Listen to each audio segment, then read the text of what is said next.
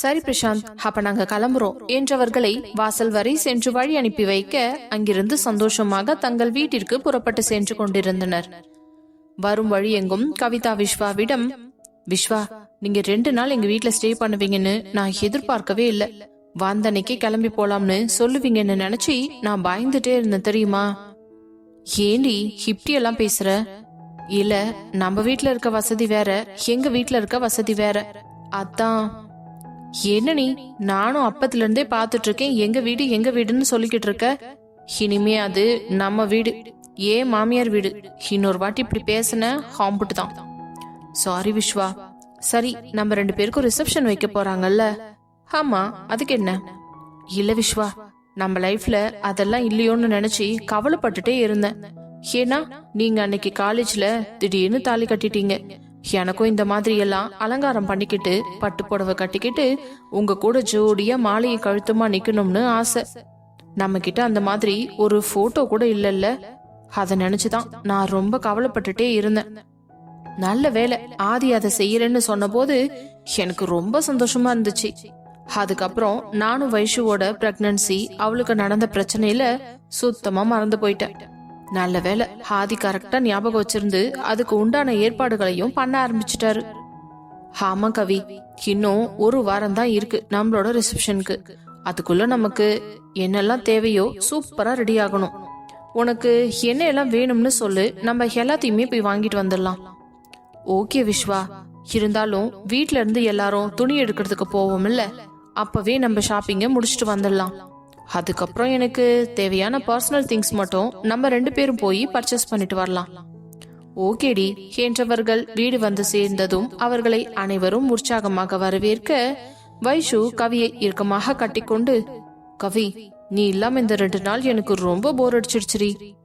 எனக்கு தெரியும்டி, அதனாலதான் நான் 2 நாளைக்கு மேல 1 நாள் கூட அங்க இருக்க கூடாதுன்னு உனக்காகத்தான் கிளம்பி ஓடி வந்தேன்.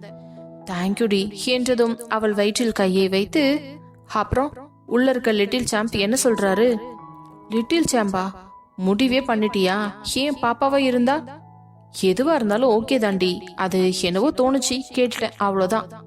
நல்லா இருக்குடி, ஒன்னும் பிரச்சனை இல்ல.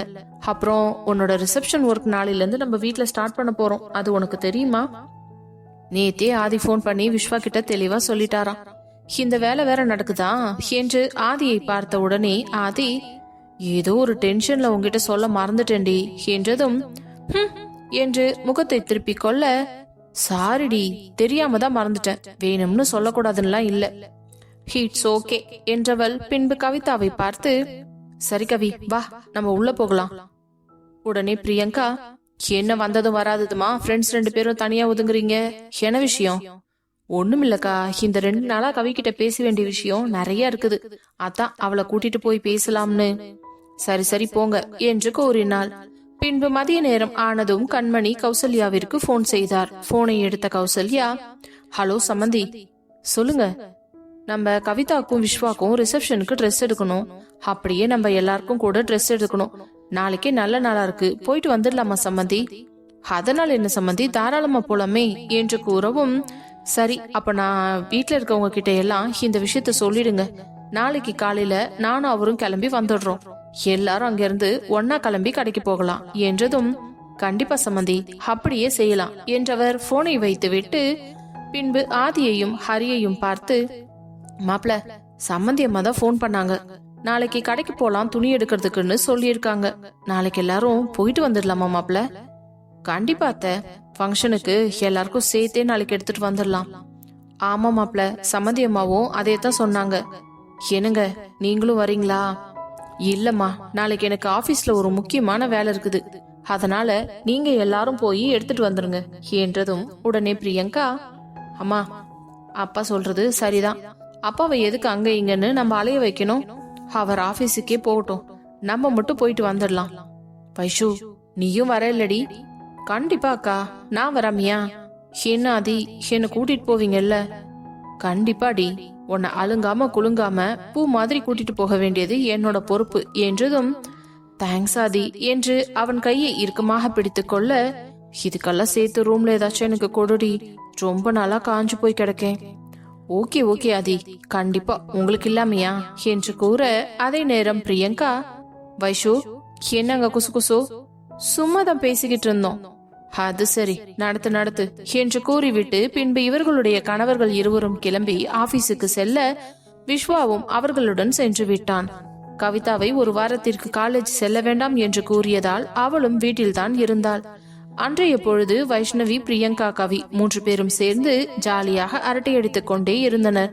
பின்பு அடுத்த நாள் காலை நேரத்துடனே கண்மணி, விஸ்வநாதன், கௌதமி, ராமு என்று அனைவரும் ஹரியின் வீட்டிற்கு வந்து சேர்ந்தனர். பிறகு அங்கேயே கால உணவை முடித்துக்கொண்டு ஆளாளுக்கு ஒரு காரில் ஏறி புறப்பட விஸ்வா ஏற்கனவே கவிதாவை அழைத்துக் கொண்டு கவிதாவின் அம்மா வீட்டிற்கு சென்றவன் அவர்களை அங்கிருந்து அழைத்துக் கொண்டு நேராக துணிக்கடைக்கு வந்து கொண்டிருந்தான். ஆதி அனைவரையும் முன்னே செல்ல சொல்லிவிட்டு வைஷ்ணவியை அழைத்துக் கொண்டு மெதுவாக சென்று கொண்டிருந்தான். என்ன ஆதி, இன்னைக்கு இப்படித்தான் பொறுமையா கார் ஓட்ட போறீங்களா? என்னடி, ஓரளவுக்கு ஓகேவா தானே ஓட்டுறேன். சரி சரி ஓகே, ஆனா எல்லாரும் நமக்கு முன்னாடியே கடைக்கு போயிடுவாங்க தெரியுமா? இதோ பக்கத்துல வந்துட்டோம், இன்னும் கொஞ்ச நேரத்துல போயிடுவோம், நீ கவலைப்படாத என்றதும் அவனை பார்த்தவள், ஆதி, நீங்க என்னையும் நம்ம குழந்தையும் ரொம்பவே பத்திரமா பாத்துக்கிறீங்க. எனக்கு எவ்வளவு சந்தோஷமா இருக்கு தெரியுமா? ஆமாண்டி, இது என்னோட கடமை இல்லையா? அதுவும் இல்லாம என் பொண்டாட்டி தான் எனக்கு எல்லாமே. அதனால அவளை அப்படி பாத்துக்காம விட்டுருவேனா? சரி, உனக்கு இன்னைக்கு சாரி நான் தான் சூஸ் பண்ணுவேன். என் பொண்டாட்டிக்கு எந்த கலர் நல்லா இருக்கும்னு எனக்கு தானே தெரியும். அப்படியா? ஆமா, அந்த சாரியே இல்லாட்டினாலோ அவளுக்கு இன்னும் நல்லா இருக்கும். ஆதி, சி நாட்டி பாய். வைஷு, நெக்ஸ்ட் வீக் நம்ம ஹாஸ்பிட்டல் போகணும் ஸ்கேன் எடுக்கிறதுக்கு, ஞாபகம் இருக்காடி? ஞாபகம் இருக்குது, அது எப்படி மறக்கும்? அதுவும் இல்லாம எனக்கு இப்பவே கொஞ்சம் கொஞ்சம் வாமிட்டிங் கண்ட்ரோல் ஆயிருக்கு. அதை நினைக்கும் போதே எனக்கு ரொம்ப சந்தோஷமா இருக்கு. எனக்கும் உனக்கு வாமிட் எப்ப நினைக்கணும் தாண்டி ஆவலா காத்துட்டு இருக்கேன். ஏன்னா அதுக்கப்புறம் தான் உன்னை நல்லா சாப்பிட வைக்கணும். நீ இப்பெல்லாம் சரியாவே சாப்பிடுறது இல்ல பாரு. ஹாலே ரொம்ப வெயிட் கம்மியான மாதிரி ஆயிட்ட. இந்த மந்த் டாக்டர் கிட்ட போனா கண்டிப்பா ஆன்டி ஒன்ன திட்ட போறாங்க. அதுக்கு என்ன ஆதி பண்றது? பரவாயில்ல விடுங்க, பாத்துக்கலாம். இப்படி அவர்கள் பேசிக்கொண்டே கடைக்கு வந்து காரை பார்க் செய்து விட்டு வைஷுவை கையை பிடித்து அழைத்து கொண்டு உள்ளே சென்றவன் அனைவரும் ஆர்வமாக துணி எடுப்பதற்காக இவர்கள் வருகையை பார்த்து காத்து கொண்டிருந்தனர். பின்பு இவர்களை பார்த்ததும் ஹரி, இதோ ஹாதியும் வைஷுவும் வந்துட்டாங்க, நம்ம ஸ்டார்ட் பண்ணலாமா என்றதும், எதுக்காகடா எங்களுக்காக வெயிட் பண்ணிக்கிட்டு இருந்தீங்க? நீங்க பாட்டுக்கு ஸ்டார்ட் பண்ண வேண்டியது தானே. நான் என்னடா பண்றது, எல்லாருமே நீங்க 2 பேரும் வந்ததுக்கு அப்புறம் தான் பாக்கணும்னு சொல்லிட்டாங்க. அதனாலதான் உனக்காக எல்லாருமே காத்துக்கிட்டு இருந்தோம். சரி சரி வாங்க போய் பார்க்கலாம். ஒரு நிமிஷம் இருங்க, உங்க எல்லார்கிட்டையும் ஒரு முக்கியமான விஷயம் சொல்லணும். என்ன ஆதி என்று அனைவரும் ஆவலாக பார்க்க, எல்லாரும் ஒரே இடத்துல உட்காந்து தேடிக்கிட்டு இருந்தா வேலைக்கே ஆகாது. அதனால அவங்க ஜோடிய கூட்டிட்டு கிளம்பி போய் உங்களுக்கு தேவையான துணியை எடுத்துக்கிட்டு வந்துருங்க, அப்பதான் சீக்கிரம் வேலை முடியும் என்றதும், பரவாயில்ல நீ கரெக்டா தான் யோசிச்சிருக்க என்றவர்கள் கவிதா விஸ்வாவை அழைத்து கொண்டு செல்ல பிரியங்கா ஹரியை அழைத்து கொண்டு சென்றான். அதே நேரம் கண்மணி விஸ்வநாதனையும் கௌதமி ராமுவையும் கல்யாணி கிஷோரையும் அழைத்து கொண்டு சென்றனர். பிரசாந்த் இன்று கடைக்கு வரவில்லை. அவன் ஸ்கூலுக்கு போயிருந்ததால் தனக்கான துணியை அப்புறமாக எடுத்துக்கொள்கிறேன் என்று கூறிவிட்டான். அப்பொழுது ஆதி வைஷுவை அழைத்து கொண்டு சென்றான். அதை பார்த்த அனு கௌசல்யாவிடம் வந்து, அத்த, இங்க பாத்தீங்களா, உங்களுக்கும் எனக்கும் தான் ஜோடி இல்ல, அதனால நம்ம 2 பேரையும் தனியா கழட்டி விட்டுட்டு போயிட்டாங்க. ஆமானு, கரெக்டா சொன்ன. இந்த பிள்ளைங்கள பாரு, அவங்க புருஷன் கூப்பிட்ட உடனே ஒரே ஓட்டமா ஓடிட்டாங்க. சரியத்த, அத பத்தி பேசி இப்ப டைம் வேஸ்ட் பண்ண வேண்டாம், வாங்க நம்ம 2 பேரும் போய் நமக்கு பிடிச்ச சாரியை எடுத்துக்கலாம் என்று அனு அவரை அழைத்து கொண்டு சென்றாள். ஆதி வைஷுவிற்கும் கவிதாவிற்கும் விஸ்வாவும் ஹரி பிரியங்காவிற்கும் ஒரு புடவையாக எடுத்து வைத்து பார்த்து தேர்வு செய்து கொண்டிருந்தனர். அப்பொழுது கவிதா மிகவும் கம்மியான விலையில் புடவையை எடுத்து பார்த்து கொண்டிருக்க அதை பார்த்த விஸ்வா, கவி, ஏன் இவ்ளோ கம்மியான ரேட்ல சாரியை சூஸ் பண்ற? நீ கட்ட போற சாரி ரிசப்ஷன் சாரி, எல்லாரோடதையும் விட உன்னோடது தாண்டி ரொம்ப காஸ்ட்லியாவும் லுக்காவும் இருக்கணும். என்ன விஸ்வா, நம்ம ஒரு டைம் கட்டிட்டு அதை பீரோல தானே வைக்க போறோம், அதுக்கு எதுக்கு இவ்ளோ காஸ்ட்லி? அப்படி சொல்லாத. உனக்கு ஒரு விஷயம் தெரியுமா, இப்போ நீ எடுக்கிறல்ல சாரி, இதுதான் நாளைக்கு உனக்கு வளகாப்பு பண்ணும் போதும் கட்டி உட்கார வைப்பாங்க. அதுலயும் என் பொண்டாட்டி சொல்லிக்க வேண்டாமா, என்று கூறவும் அவள் முகம் வெட்கத்தில் சிவந்தது. விஸ்வா, நீங்க அதுக்குள்ள எவ்வளவு தூரம் போயிட்டீங்க? ஆமாண்டி, எல்லாமே முன்கூட்டியே யோசிச்சு பண்ணணும், சும்மா ஏனோ தானோன்னு இருக்கக்கூடாது என்றவன், இங்க பாருங்க, முகூர்த்த சாரி கலெக்ஷன்ஸ் எல்லாம் காட்டுங்க, எவ்வளவு காஸ்ட்லியா இருந்தாலும் பரவாயில்ல என்று கூறவும் உடனே அந்த கடைக்கார பெண்மணி, ஓகே சார், அப்படின்னா நீங்க எங்க கூட வாங்க, அந்த செக்ஷன் தனியா இருக்குது.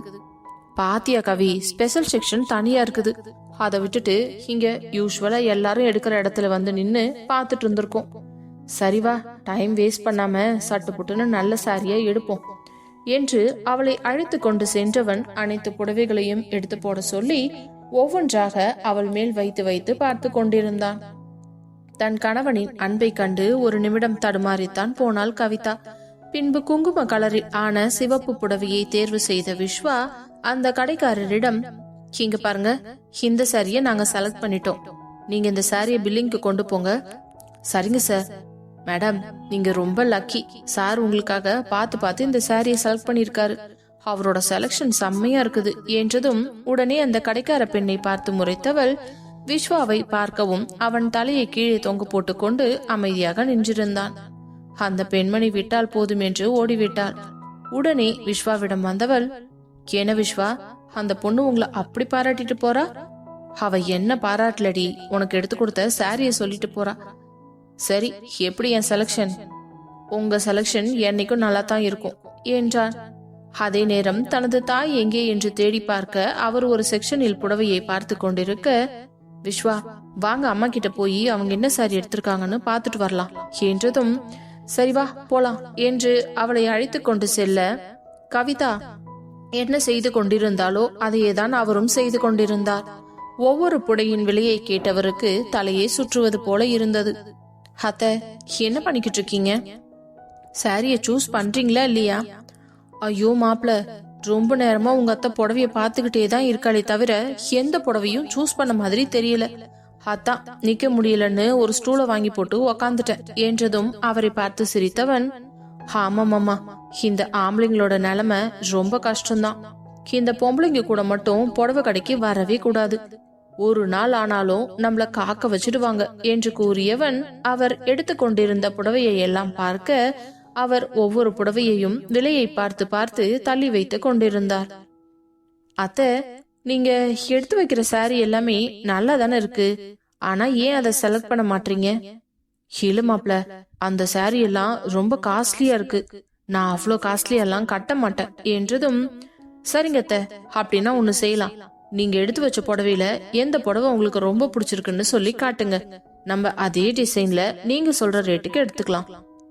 அப்படியே மாப்ள, அப்படி கூட இங்க எடுக்கலாமா என்றவர் அந்த புடவையை திருப்பி போட்டு தேடி ரோஸ் நிறத்தில் இருந்த புடவையை எடுத்து, இந்த புடவை தான் என் மாப்பிள்ள எனக்கு ரொம்ப பிடிச்சிருக்குது, அப்போ இந்த புடவையை கொடுத்து நீங்க அந்த ரேட்ல கேளுங்க என்று கூறவும் உடனே விஸ்வா, இங்க பாருங்க, இந்த சாரிய பில்லிங் செக்ஷன் அனுப்பிடுங்க.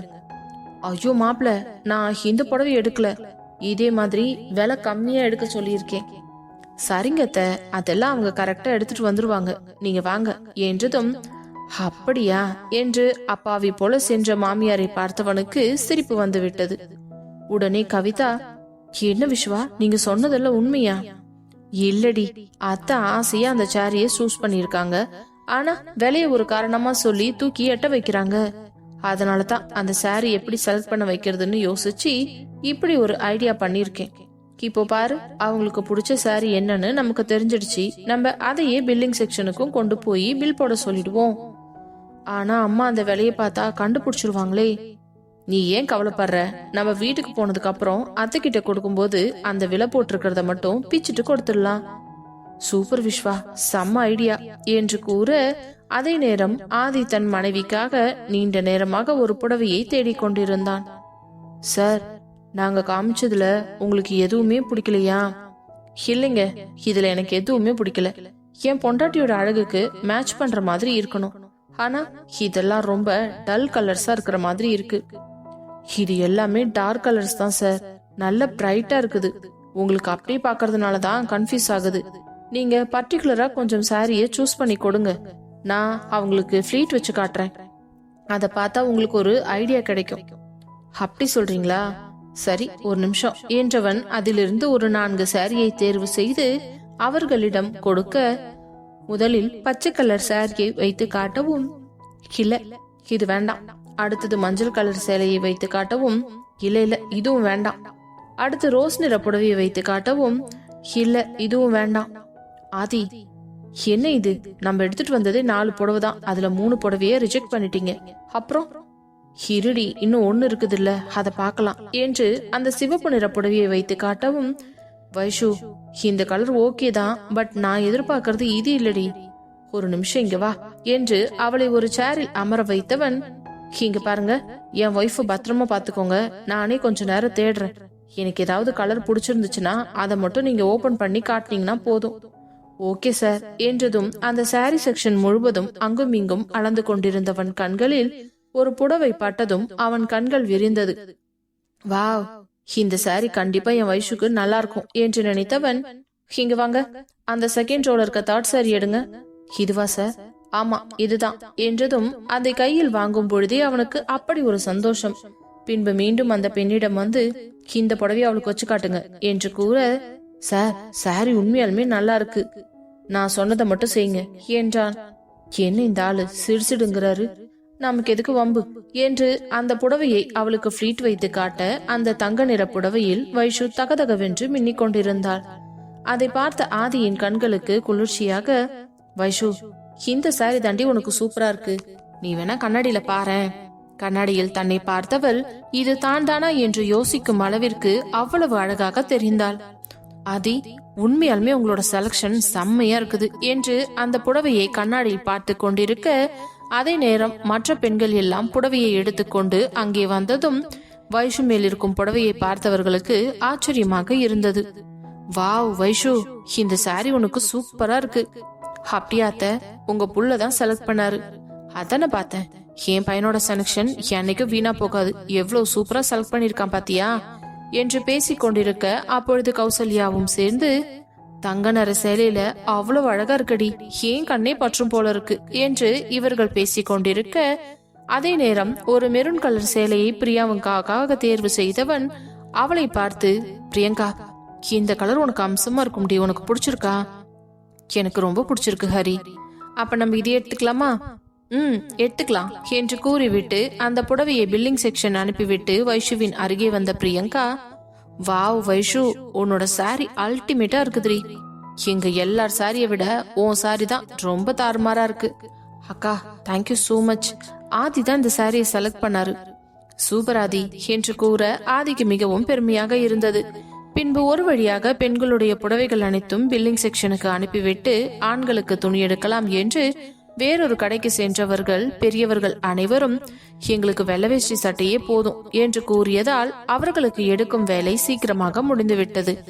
பின்பு ஆதி, ஹரி, விஸ்வா மூவருக்கு மட்டும் ஆடைகளை பார்க்கலாம் என்று நினைக்கும் பொழுது விஸ்வாவிற்கு தேவையான கோட் சூட்டை முதலில் தேர்வு செய்தார்கள். பின்பு ஹரியை பார்த்தவன், டே ஹரி, நீ என்ன மாதிரி ட்ரெஸ் எடுக்க போற? ஏன் மச்சான்? இல்ல, நான் வேஷ்டி சட்டை தான் எடுத்துக்க போறேன். என்ன அது சொல்ற, நிஜமாவா? ஆமா, எனக்கு வேஷ்டி சட்டை தான் வேணும். அன்னைக்கு அந்த ட்ரெஸ் தானே போட்டு என் பொண்டாட்டியை இம்ப்ரெஸ் பண்ண போறேன் என்று கூறவும், அப்படின்னா உனக்கு கம்பெனி கொடுக்கறதுக்கு நானும் அதை எடுத்துக்கிறேன்டா. இவன் தான் மாப்பிள்ள பையன், அதனால இவன் கோட்டு சூட்டை போட்டுக்கிட்டோம் என்று கூற, அதுவும் சரிதான் என்று அவர்கள் இருவரும் சென்று தங்களுக்கு தேவையான பட்டு வேஷ்டி பட்டு சட்டையை எடுத்துக்கொண்டு பில்லிங் செக்ஷனுக்கு வந்து பில் போட்டு வாங்கி கொண்டவர்கள் பின்பு நேராக கிளம்பி வீட்டிற்கு சென்றனர். வீட்டிற்கு சென்ற சிறிது நேரத்தில் பத்திரிகை வந்து சேரவும் அதை பார்த்த அனைவருக்கும் சந்தோஷமாக இருந்தது. ஒவ்வொருவராக அந்த கார்டை எடுத்து பார்த்து கொண்டிருக்க, வாவ் சூப்பரா இருக்கு டிசைன். ஆதி, நாளையிலிருந்தே நம்ம எல்லாருக்கும் பத்திரிக்கை வைக்க ஆரம்பிச்சிடலாம். இன்னைக்கே கோயில்ல போய் இந்த பத்திரிக்கை வச்சு படைச்சிட்டு வந்துடலாம் சம்மந்தி. உங்களுக்கு எத்தனை பத்திரிக்கை வேணும்னு சொன்னீங்கன்னா அதுக்கு தகுந்த மாதிரி எடுத்துட்டு போயிடுவீங்க என்று கூற, சரிங்க சம்மந்தி என்றவர்கள் சந்தோஷமாக பேசி சிரித்துவிட்டு பின்பு மதிய சாப்பாடையும் முடித்துக்கொண்டு அவரவர்கள் வீட்டிற்கு புறப்பட்டு சென்றனர்.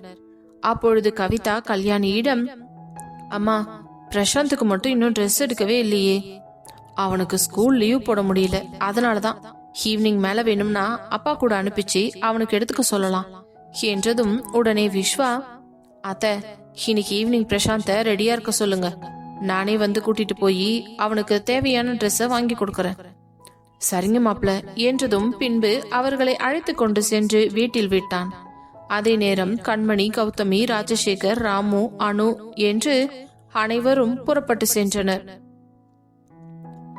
பிரியங்காவிடம் வைஷ்ணவி, அக்கா, ஹரி மாமாவும் ஆதியும் என்ன ட்ரெஸ் எடுத்தாங்க? நம்ம பார்க்கவே இல்லையே. ஆமாண்டி, நம்ம கிட்ட காட்டவே இல்லை. சர்ப்ரைஸா வச்சிருக்காங்க போல இருக்கு. நம்மளுக்கு மட்டும் அவங்க தானே செலக்ட் பண்ணாங்க. அட்லீஸ்ட் அவங்களோட ட்ரெஸ் என்னன்னாவது நமக்கு காட்டணுமா இல்லையா? சரி, கேட்டு பார்க்கலாம் இரு என்ற பிரியங்கா ஹரியிடம், ஹரி, உங்களுக்கு என்ன ட்ரெஸ் எடுத்தீங்க? உடனே வைஷுவும், ஆமாதி, உங்க ட்ரெஸ் நீங்க எங்களுக்கு காட்டவே இல்லையே. எங்களோட ட்ரெஸ் உங்களுக்கு சர்ப்ரைஸ், அதை நீங்க ரிசப்ஷன் அன்னைக்கு பாருங்க என்று கூறவும், இதெல்லாம் ரொம்ப போங்காட்டம். அப்ப நீங்க எங்களோட ட்ரெஸ் மட்டும் முன்னாடியே பாத்துட்டீங்க. அது அப்படித்தான், நீங்க தான் முன்னாடியே யோசிச்சு பிளான் பண்ணியிருக்கணும் என்ற ஆதி, ஹரி வா, ஒரு முக்கியமான வேலை பண்ண வேண்டியது இருக்குது, உன்னோட லேப்டாப் எடுத்துட்டு வா என்றதும், எப்படி எஸ் ஆகுறாங்க பாத்தியா, இருக்கட்டும் என்று கூறியபடி அவர்கள் அறைக்குள் சென்று விட்டனர். மாலை நேரம் ஆனதும் வீட்டிலிருந்து கிளம்பிய விஸ்வா, சரி கவி, நான் பிரசாந்த கூட்டிட்டு கடைக்கு போயிட்டு வரேன். நானும் வரவா விஸ்வா? இல்ல வேண்டாம், நாங்க ஆம்பளை பசங்க 2 பேரும் ஃப்ரீயா போயிட்டு வரோம். நீ எதுக்கு இடையில டிஸ்டர்பன்ஸ்? எப்போ இருந்து விஸ்வா நான் உங்களுக்கு டிஸ்டர்பன்ஸ் ஆனேன்? சும்மா விளையாட்டுக்கு சொன்னேன்டி. அவனுக்கு பிடிச்ச மாதிரி தேடி எடுக்கணும், நீ எதுக்கு அலைஞ்சுக்கிட்டு இருக்கணும், அதுக்காக சொன்னேன். அதான பார்த்தேன். சரி, போயிட்டு வாங்க என்றதும் நேராக கவிதாவின் வீட்டிற்கு கிளம்பி சென்றவன் பிரசாந்தை அழைத்து கொண்டு கடைக்கு சென்றான். கடைக்குள் நுழைந்ததும் பிரசாந்த், உனக்கு எந்த மாதிரி ட்ரெஸ் எடுக்கணும்? நான் எப்பவும் பேண்ட் ஷர்ட் தான் மாமா எடுப்பேன், அந்த மாதிரியே பார்க்கலாம் என்றான். பிறகு நிறைய ட்ரெஸ் எடுத்து அவனுக்கு வைத்து பார்க்க எதுவுமே அவனுக்கு பிடிக்கவில்லை. மாமா, இது என் அக்காவோட ரிசப்ஷன், கொஞ்சம் லுக்கா இருக்கணும்னு பாக்குறேன். இதெல்லாம் எனக்கு செட் ஆகுற மாதிரியே தெரியல. வேணும்னா நம்ம வேற கடைக்கு போலாமா என்று கேட்கவும், பிரசாந்த், நான் உனக்கு ட்ரெஸ் செலக்ட் பண்ணி கொடுத்தா நீ எடுத்துப்பல்ல. என்ன மாமா இப்படி கேக்குறீங்க? நீங்க செலக்ட் பண்ணா கண்டிப்பா எடுத்துக்குவேன். சரி வா என்றவன் செகண்ட் ஃப்ளோருக்கு போனதும், வாங்க சார், என்ன பார்க்கணும்? இவரோட சைஸ்க்கு கோட் ஷூட் காட்டுங்க என்றதும் உடனே பிரசாந்தின் கண்கள் விரிந்தது. விஸ்வாவை பார்த்தவன், மாமா எனக்கா? ஆமாண்டா, கோட் ஷூட் எல்லாம் ரொம்ப காஸ்ட்லியா இருக்குமே. என்ன மச்சான், இப்பதான் சொன்ன அக்காவோட ரிசப்ஷன் நல்லா லுக்கா இருக்கணும்னு. அப்ப என் மச்சான் கெத்தா இருக்கணும்னு நான் ஆசைப்பட மாட்டேனா? இருந்தாலும் ரொம்ப விலை அதிகமா இருக்கும் மாமா. ஓ மாமா இருக்கும்போது நீ எதுக்கு அதை பத்தி எல்லாம் கவலைப்படுற என்றவன் பிரசாந்திற்கு பிடித்தது போன்ற ஒரு கலரில் பிரம்மாண்டமான கோட் ஷூட்டை எடுத்து கொடுத்தான். அதை பார்த்த பிரசாந்திற்கு சந்தோஷம் தாங்க முடியவில்லை. ஒரு வழியாக அந்த டிரெஸ் ஓகே ஆனதும் அதை வாங்கி கொண்டு வெளியே வந்தவனை மீண்டும் இன்னொரு கடைக்குள் அழைத்து சென்றான். மாமா, இப்ப எங்க போறோம்? என்ன மச்சான், இந்த டிரெஸ்க்கு மேட்சிங்கா உனக்கு ஷூ பார்க்க வேண்டாமா? என்ன மாமா, அதெல்லாம் வேண்டாமே, நான் சொல்றத கேளு என்று அவனை அழைத்து கொண்டு சென்று அங்கிருந்த ஷூவிலேயே நல்ல காஸ்ட்லியான ஒரு ஷூவை பார்த்து அவனுக்காக செலக்ட் செய்தவன் அதையும் பில் போட்டு வாங்கி கொண்டு பின்பு நேராக வீட்டிற்கு வந்து அவனை இறக்கிவிட்டு, பிரசாந்த், எங்களோட ரிசப்ஷன்ல நீயும் கிராண்டா இருக்கணும், சரியா? கண்டிப்பா மாமா, நீங்க வாங்கி கொடுத்ததெல்லாம் எனக்கு ரொம்ப பிடிச்சிருக்கு. Thank you so much. சரிடா, ஆனா நல்லா படிக்கணும், சரியா? கண்டிப்பா மாமா, நான் நல்லா படிப்பேன், நீங்க கவலைப்படாதீங்க. சரி, அப்போ நான் கிளம்புறத்த. இருந்து சாப்பிட்டு போலாம்ல மாப்பிள? இல்லத்த, அங்க கவிதா எனக்காக வெயிட் பண்ணிக்கிட்டு இருப்பா, நான் போனாதான் சாப்பிடுவா என்றதும் அவருக்கு சந்தோஷமாக இருக்க, சரிங்க மாப்பிள, அப்படின்னா நீங்க கிளம்புங்க என்றதும் அங்கிருந்து கிளம்பி வந்த விஸ்வா வீட்டிற்கு வந்ததும் கடையில் நடந்த அனைத்து விவரங்களையும் கவிதாவிடம் கூற, நிஜமாவா விஸ்வா? என் தம்பி ஃபர்ஸ்ட் டைம் கோட் ஷூட் போட போறான் தெரியுமா? அதை பாக்குறதுக்கு எனக்கே ரொம்ப ஆவலா இருக்கு. கவலைப்படாதே, ரிசப்ஷன் அன்னைக்கு பார்க்கலாம். தேங்க்ஸ் விஸ்வா என்று அவன் மார்பின் மேல் சாய்ந்து கொள்ள, உன்னோட பிளவுஸ் எல்லாம் ஸ்டிச் பண்ண கொடுத்தாச்சா? நானும் பிரியங்காணியும் போய் கொடுத்துட்டு வந்துட்டோம். அப்போ வைஷு அவளோடதே சேர்த்து நாங்களே கொண்டு போய் கொடுத்துட்டு வந்துட்டோம். அப்படியா, சரி, எப்ப தரேன்னு சொல்லிருக்காங்க? ஒரு 2 daysல கொடுத்துருவாங்க. அளவெல்லாம் கரெக்டா கொடுத்தியா? எல்லாமே பர்ஃபெக்டா கொடுத்துருக்கேன் விஸ்வா. அப்புறம் உன்னோட சாரியோட பிளவுஸ் பின்னாடி நம்ம 2 பேரோட நேமையும் எடுத்து சொல்லுடி. ஏன் விஸ்வா? இப்போ அது தாண்டி ரொம்ப ட்ரெண்டிங்ல போயிட்டு இருக்கு, பாக்குறதுக்கு எவ்வளவு அழகா இருக்கும். அப்படியா, சரி, நான் டெய்லர் கிட்ட ஃபோன் பண்ணி சொல்லிடுறேன். சரி என்றவன் அந்த பத்திரிகையெல்லாம் எடுத்து பார்த்து ரசித்துக் கொண்டிருந்தான். இப்படியே அனைவருக்கும் பத்திரிகை வைக்கும் பணி தொடங்கியதும் வைஷு கவிதாவிடம், கவி, நம்ம கார்த்திக்கு இன்விடேஷன் வைக்கணும் என்றதும், விஸ்வா கிட்ட பேசியிருக்கேன், அவர் ஈவினிங்கா கூட்டிட்டு போறேன்னு சொல்லியிருக்காரு. சரிடி, மறக்காம இன்விடேஷன் வச்சிரு, இல்லனா கோச்சுக்குவான். இல்ல கண்டிப்பா இன்னைக்கு எப்படி நாங்க போய் வச்சுட்டு வந்துடுறோம் என்று கூறியபடியே மாலை நேரம் ஆனதும் விஸ்வா கவிதாவை அழைத்து கொண்டு கார்த்திக்கின் வீட்டிற்கு சென்றான். இவர்களை பார்த்தவுடன் சந்தோஷமாக அவர்களை வரவேற்ற கார்த்தி, கவி, வா வா, விஸ்வா சார் நீங்களும் வாங்க என்று அவர்களை தன்னுடைய பேரண்ட்ஸுக்கு அறிமுகம் செய்து வைத்தான். வழக்கமா எப்ப பார்த்தாலும் உன்னை பத்தியும் வைஷு பத்தியும் தான் அடிக்கடி பேசிக்கிட்டே இருப்பான். நீங்க 3 பேரும் ரொம்ப க்ளோஸ் ஃப்ரெண்ட்ஸ் சாமி. ஆமா ஆண்டி. சந்தோஷமா. இந்த காலத்துல பொம்பளை பிள்ளைகளும் ஆம்பளை பிள்ளைகளும் ஃப்ரெண்ட்ஸா இருக்கிறது எவ்வளோ பெரிய விஷயம் என்று கூறவும் உடனே கவிதாவிற்கு சந்தோஷமாக இருந்தது. பின்பு பத்திரிகையை எடுத்து அவர்களிடம் கொடுத்து விட்டு, கார்த்திக், மறக்காம ஃபங்க்ஷனுக்கு வந்துரு, கொஞ்சம் பிஃபோராவே வந்துடுடா. ஆன்டி, அங்கிள் நீங்களும் வந்துருங்க. இல்லம்மா, அந்த டேட்ல எங்க சொந்தக்காரவங்க வீட்டு கல்யாணம் ஒண்ணு இருக்குது, அதனால கார்த்திக் கண்டிப்பா வந்துருவான், அவனை நாங்க முன்னாடியே அனுப்பி வச்சிடறோம் என்று கூறவும், சரி ஆண்டி, அப்ப நாங்க கிளம்புறோம் என்று கவிதாவும் விஸ்வாவும் அங்கிருந்து புறப்பட்டு வீட்டிற்கு சென்றனர். இப்படியே ஒரு 4 நாட்கள் வேகமாக செல்ல, அடுத்த நாள் மாலை ரிசப்ஷன் என்பதால் அனைவரும் தங்களுக்கு தேவையானதை எல்லாம் தயார்படுத்தி வைத்துக் கொண்டனர். அடுத்த நாள் காலை எழுந்த அனைவரும் இன்று மாலை மண்டபத்திற்கு செல்ல வேண்டும் என்று மிகவும் பரபரப்பாக இருந்தனர். அப்பொழுது ஆதி மண்டபத்திற்கு போன் செய்து, டெக்கரேஷன்ஸ் எல்லாம் முடிஞ்சிடுச்சா என்று கேட்க, இல்ல சார், டெக்கரேஷன் எல்லாமே இப்பதான் ஸ்டார்ட் பண்ணிருக்கோம், நீங்க ஈவினிங் வரதுக்குள்ளேயே எல்லாத்தையும் முடிச்சிருவோம். சரி, ஓகே. எல்லாமே ஃப்ரெஷ் ஃப்ளவர்ஸ் தானே பண்ணிருக்கீங்க? ஆமா சார், நீங்க இவ்வளவு தூரம் சொன்னதுக்கு அப்புறம் அது எப்படி நாங்க மாத்தி பண்ணுவோம்? ஓகே, இது என் ஃப்ரெண்டோட ரிசப்ஷன், இதுல எந்த கொலாபரேஷனும் வரக்கூடாது. கண்டிப்பா சார், நீங்க கவலையே படாதீங்க என்றதும் போனை வைத்தவன் திரும்பி பார்க்க, அங்கே வைஷு இடுப்பில் கை வைத்து கொண்டு நின்று அவனை முறைத்து பார்த்து கொண்டிருந்தாள். வைஷு, இப்ப எதுக்காக என்ன இப்படி முறைச்சு பார்த்துட்டு இருக்க? என்ன சூர்யா, மணி என்ன ஆச்சு தெரியுமா? நீங்க இன்னும் சாப்பிடவே இல்ல. எப்பதான் சாப்பிடுற மாதிரி ஐடியா? இல்லடி, கொஞ்சம் பிஸியா இருந்தேன். சரி வா, நீ சாப்பிட்டியா? நான் எப்பவோ சாப்பிட்டேன். உங்க பிள்ளைக்கு இன்னைக்கு சீக்கிரமாவே பசி வந்துருச்சு போல, அதான் நான் சீக்கிரமாவே சாப்பிட்டேன். நீங்க வாங்க என்று அவனை அழைத்து கொண்டு சென்று அமர வைத்தவள் அவனுக்கு தட்டில் பிரேக்பாஸ்டை பரிமாற, வைஷோ, இன்னைக்கு உன் கையால் எனக்கு ஊட்டி விடுறியா? என்ன ஆதி, ஊட்டி விடுன்னு உத்தரவு போடுங்க, இப்போ எப்படி செய்யற மட்டும் பாருங்க என்றவள் அவனுக்கு டிஃபனை எடுத்து ஊட்டி விட, அவள் விரல்களை சப்பிக்கொண்டே சாப்பிட்டவன் லேசாக கடித்தும் வைத்தான்.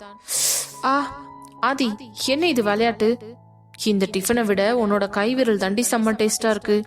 பிச்சு புடுவேன் பிச்சு, வர வர உங்களுக்கு சேட்டை ரொம்ப அதிகமாயிடுச்சு என்று இவர்கள் காதல் மொழி கொஞ்சம் பேசிக்கொண்டே அவனுக்கு அனைத்து டிஃபனையும் ஊட்டி முடித்தாள்.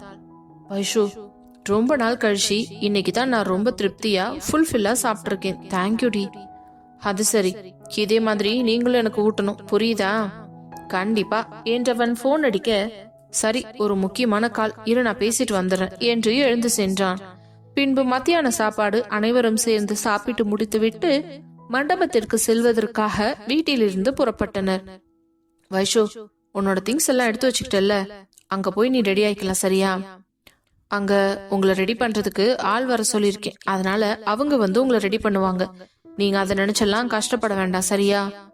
ஓகே ஆதி, அப்போ அந்த பெட்டியை மட்டும் எடுத்துக்கிறீங்களா, நம்ம கிளம்பலாம்.